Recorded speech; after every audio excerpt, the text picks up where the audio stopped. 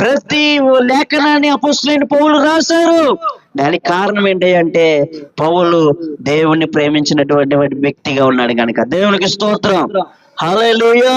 ఆయన అంటున్నాడు, పూర్వం నేను దోషకుణ్ణి, హింసకుణ్ణి, ఇప్పుడైతే నేను హింసకుణ్ణి కాదయ్యా, దూషించేవాడిని కాదయ్యా, దేవుణ్ణి మాత్రమే ప్రేమించేవాడిని అన్నాడు. ప్రేమైన దేవుని బిడ్డలారా, దేవుణ్ణి ప్రేమించే బిడ్డల యొక్క జీవితాల్లో ఏముండాలి అంటే పూర్వ సంబంధమైనటువంటి జీవితం కనబడకూడదు. దేవుడు అంటే తెలియక చేసినటువంటి తప్పిదాలు మరలా దేవుళ్ళలోకి వచ్చాక మనం చేయకూడదు. దేవుళ్ళలోకి వచ్చిన తర్వాత కూడా మనం చేస్తున్నామా అంటే మనము దేవుణ్ణి ప్రేమించే వారిగా లేము. దేవుణ్ణి ప్రేమించే వారిగా లేము. దేవుణ్ణి ప్రేమించే క్రమంలో మనం తప్పిదాలు, లోపం ఉంది కనుక అందుకనే మనకి కష్టాలు.